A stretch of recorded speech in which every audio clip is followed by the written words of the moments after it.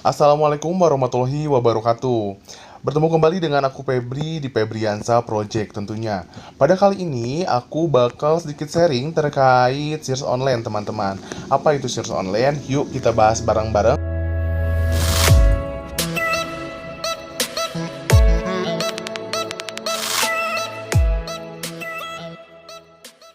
Data dan informasi semakin meningkat dan mencakup berbagai aspek.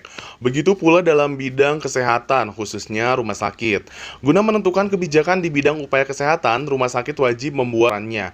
Pelaporan rumah sakit yang baik dan benar bergantung pada data rumah sakit sendiri, sehingga diperlukan sebuah sistem manajemen yang mengatur serta mengawasi bagaimana cara mengisi dan mengolah data rumah sakit yang lebih dikenal dengan Sistem Informasi Manajemen Rumah Sakit atau SIMRS. SIMRS adalah subbagian paling penting dari SIRS, sehingga SIMRS bisa disebut juga aplikasi sistem informasi rumah sakit. Lalu apa itu SIRS?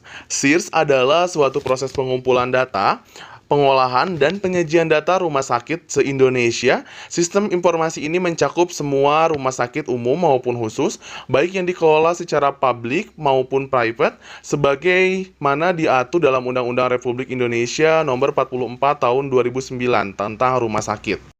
Sekarang adalah si revisi 6 tahun 2011, di mana si revisi 6 ini merupakan penyempurnaan dari si revisi 5 yang disusun berdasarkan masukan dari setiap direktorat dan sekretariat di lingkungan Direktorat Jenderal Bina Upaya Kesehatan. Hal ini diperlukan agar dapat menunjang pemanfaatan data yang optimal serta semakin meningkatnya kebutuhan data saat ini dan yang akan datang. Oke, kita mulai untuk belajar barengnya ya. Teman-teman bisa buka di web sirs.yankes.kemenkes.go.id/sirs. Tampilan dashboard akan muncul tampilan seperti ini, dimulai dari tulisan Sears Online, Direktorat Jenderal Pelayanan Kesehatan, nanti ada kotak loginnya, terus terlihat di situ juga ada pilihan-pilihan RL-nya ya teman-teman, dari mulai RL1 sampai RL5 seperti itu.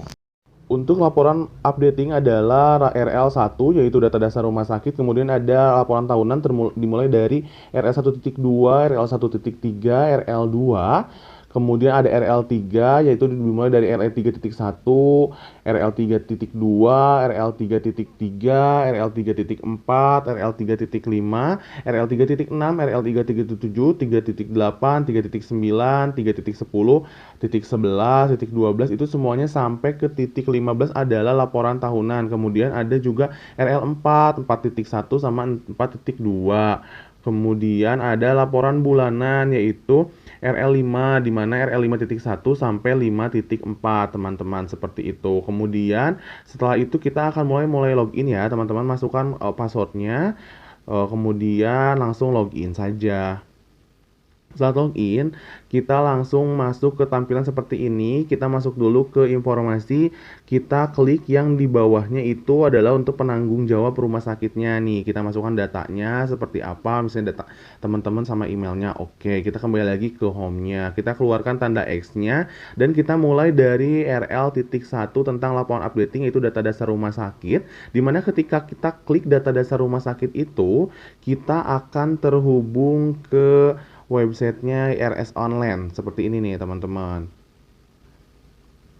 Nah seperti ini, dari mulai data yang ada sisrute tuh, ada RS rujukan, ada siranap. Cuman nanti ini bakal dijelaskan di video selanjutnya ya teman-teman untuk RL.1-nya. Pokoknya ini tentang data dasar rumah sakit. Kita akan kembali ke RL, ke website yang sebelumnya. Kemudian kita akan jelaskan terkait RL1.2 di mana adalah indikator pelayanan rumah sakit. Ini teman-teman dapatnya dari perhitungan Borlostoy selama 1 tahun di tempat teman-teman. Itu masukinnya tahunnya, kemudian ada kode rumah sakitnya, kemudian tahun-tahun berapa, terus kode provinsinya juga ada, Borlostoynya berapa sampai NDR-GDR-nya juga berapa. Dimasukin tapi dilaporinnya per tahun teman-teman. Kemudian upload, teman-teman cukup klik import pada tombol di atas. Nanti teman-teman akan masuk ke tampilan seperti ini. Teman-teman masuk, pilih filenya di folder teman-teman, kemudian import. Nanti kalau udah selesai back tulis lagi dan akan muncul datanya seperti ini. Nanti akan aku masukkan untuk apa namanya, formatnya di link deskripsi ya. Kemudian kita masuk ke RL selanjutnya, yaitu RL 1.3 tentang fasilitas tempat tidur. Di sini itu dari mulai fasilitas tempat tidur, jenis pelayanannya ya, dari mulai penyakit dalam, ada misalnya bedah, anak ada berapa, saraf ada berapa. Untuk datanya kita dapat dari ruangan masing-masing atau menanyakan ke bagian yang berwenang terkait tentang jumlah bednya, seperti itu teman-teman. Sama sih caranya teman-teman masuk ke import dan selanjutnya. Kemudian kita masuk ke data ketenagaan. Untuk data ketenagaan ini diisinya oleh teman-teman bagian Kasubag Kepegawaian sih biasanya. Kita klik ya.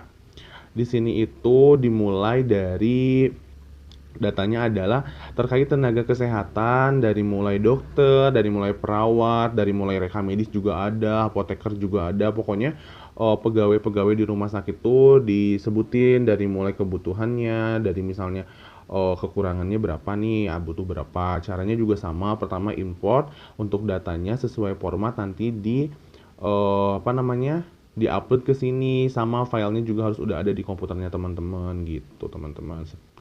Selanjutnya, udah upload yang ini, teman-teman masuk ke RL3, yaitu RL terkait pelayanan nih teman-teman. Yang pertama adalah RL3.1, di mana RL3 ini adalah tentang rawat inap. Kita klik ya. Untuk yang rawat inap itu teman-teman, untuk formatnya nanti sudah ada juga. Ini itu dimulai dari jenis pelayanannya seperti apa, kemudian pasien masuknya berapa, pasien keluarnya berapa. Itu keluar hidup ya, ada keluar yang meninggal juga, yang lebih dari 48 jam. Itu tuh kalian bisa dapat kalau udah SIM-RS, enak ya, tinggal tarik data aja. Tapi kalau misalnya belum, kalian tinggal hitung manual, dapat dari ruangan, misalkan dari sensus-sensusnya teman-teman itu yang meninggal berapa, keluar berapa, dirujuk berapa juga ada, seperti itu. Dan peruangannya juga, misalnya di VIP berapa, di kelas 1 berapa.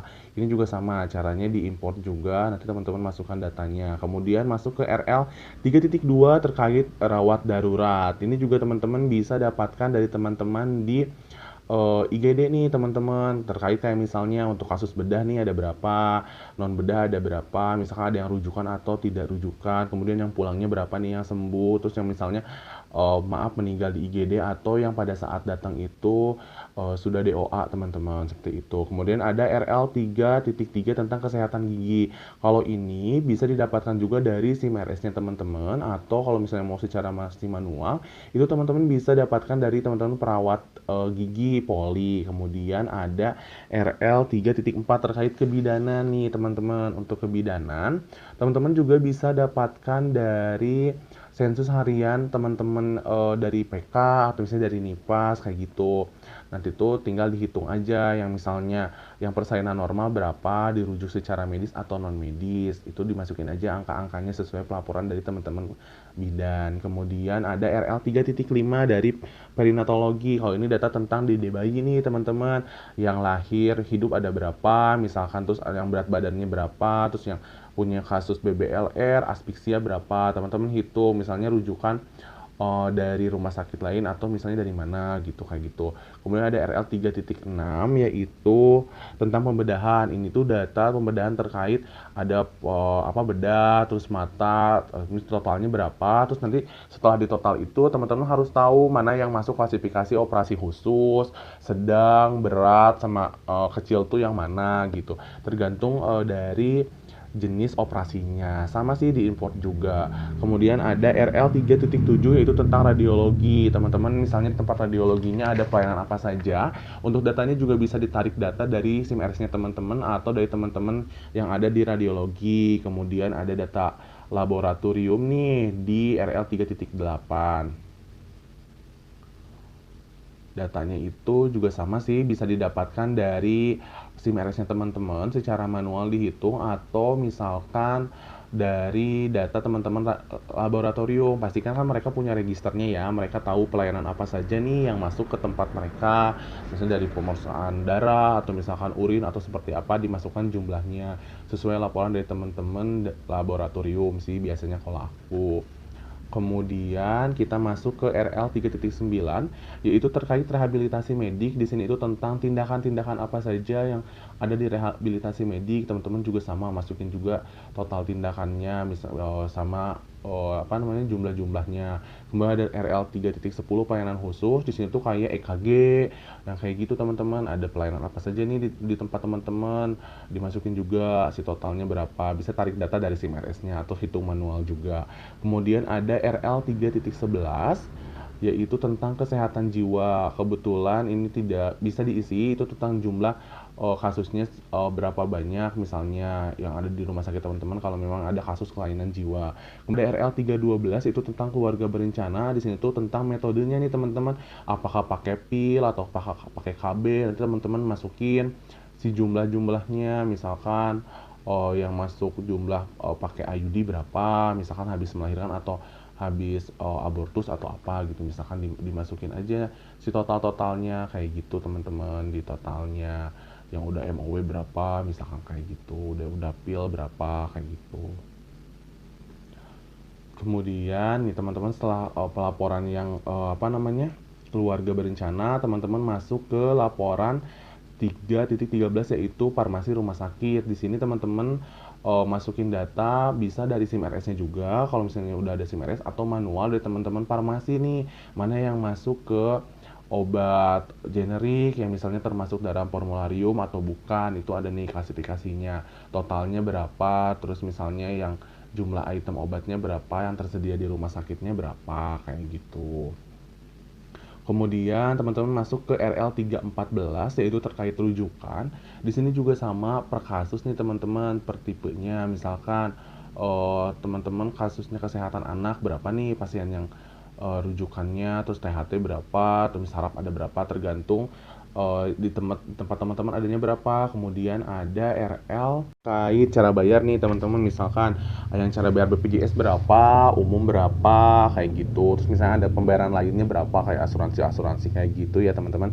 Dimasukin jumlahnya, teman-teman bisa dapat dari SIM RS-nya, tarik data aja tinggal dihitung, atau manual dari teman-teman bagian keuangan sih biasanya kalau aku kayak gitu. Kemudian kita masuk ke RL 4, yaitu morbiditas dan mortalitas. Untuk yang 4A terkait rawat inap nih teman-teman, kita klik aja ya untuk yang rawat inapnya. Untuk yang rawat inap, isiannya itu contoh kasusnya seperti apa, itu tuh dimasukin kayak umur-umurnya nih teman-teman, yang masuk umurnya sekian berapa, laki-laki atau perempuan, jumlahnya berapa, kayak gitu. Terus teman-teman hitung juga yang masuk jenis kelamin laki-laki berapa, perempuan berapa, sesuai isiannya yang ada di sini aja nih teman-teman semuanya. Kemudian ada di RL 4.B, yaitu penyakit rawat jalan. Ini juga sama nih teman-teman, tergantung jenis si penyakitnya. Misalkan contohnya ada kolera, terus misalkan ada tifoid, dari umur 0 sampai berapa kasusnya berapa, dari umur berapa sampai berapa kasusnya berapa, terus ada kasus barunya tuh berapa, kayak gitu. Nih, yang ini untuk yang tahunan ya teman-teman. Kemudian untuk laporan yang bulanan nih, yang wajib banget setiap bulan. Kalau aku sih maksimal tanggal 5 udah aku kirim ya, sebelum tanggal 5. Berikut juga yang laporan tahunan juga sama. Kita masuk ke RL 5.1 tentang pengunjung rumah sakit nih teman-teman. Tinggal klik dulu ya untuk pengunjung rumah sakit. Ini itu nanti laporannya juga sama, teman-teman bisa tarik data di SIM RS-nya terkait pengunjung baru sama pengunjung lamanya, dihitung. Nggak usah sama jenis kelaminnya, ini tuh hanya jumlahnya aja, baru berapa, lama berapa gitu. Kemudian ada RL 5.2 kunjungan rawat jalan. Kalau ini itu tuh terdiri dari per kasus nih teman-teman. Misalkan yang penyakit dalam nih berapa yang masuk ke teman-teman, terus saraf berapa, bedah berapa. Dimasukin aja jumlah totalnya per bulannya. Termasuk juga ada tindakan radiologi nih teman-teman, untuk totalnya dimasukin juga di sini. Kemudian ada RL 5.3, yaitu 10 besar penyakit rawat inap. Ini tuh teman-teman bisa dapatkan dari hasil rekapitulasi diagnosa nih teman-teman. Langsung teman-teman hitung. Kalau untuk rumusnya nanti teman-teman bisa, kalau masih manual ya, teman-teman bisa pakai pivot table. Kalau udah ada data manualnya, nanti teman-teman pilih nih yang 10 besar penyakitnya, misalkan berdasarkan apa-apanya gitu, misalnya dia apa sih, laki-laki atau perempuannya, meninggal atau enggaknya, kayak gitu juga itu bisa dilakukan melalui People Table untuk mencari 10 besar penyakit baik rawat inap ataupun rawat jalan sih sebetulnya kalau misalnya teman-teman masih manual. Tapi kalau udah SIM-LS enak ya, tinggal tarik data aja gitu. Dan jangan lupa untuk 10 besar penyakit ini teman-teman, aku dapat ilmu sih dari temennya aku, itu bukan jangan sih sebetulnya tidak perlu dimasukkan untuk yang kode kayak objin, misalnya kode O kayak gitu, kode P, kode Z, kode R, itu nggak dimasukin ya teman-teman. Selanjutnya ada yang 5.4 juga sama, 10 besar penyakit rawat jalan, teman-teman bisa pakai pivot table juga kalau misalnya masih manual ya, kalau misalnya ada data itunya apa namanya yang manualnya terkait diagnosanya. Itu adalah penjelasan terkait series teman-teman, dari mulai yang updating itu diupdate setiap, kalau misalnya memang ada data terbaru, terus ada yang tahunan. Kalau aku biasanya maksimal tanggal 5 atau 10 di bulan Januari ya, terus ada yang laporan bulanan, sudah pasti setiap bulannya jangan lebih dari tanggal 5 kalau aku seperti itu. Terima kasih untuk teman-teman semua yang masih setia mendengarkan Febriansa Project. Semoga apa yang disampaikan bisa bermanfaat. Apabila ada saran, kritik, atau apapun itu, teman-teman bisa sampaikan di kolom komentar di bawah ini. Untuk saran-saran teman-teman yang lainnya juga bisa sama disampaikan, boleh melalui DM atau komentar di video ini untuk video selanjutnya. Tidak lupa saya mohon maaf juga apabila ada penyampaian yang kurang tepat. Mohon untuk koreksinya juga di kolom komentar agar kita bisa belajar bersama-sama ya. Terima kasih semuanya.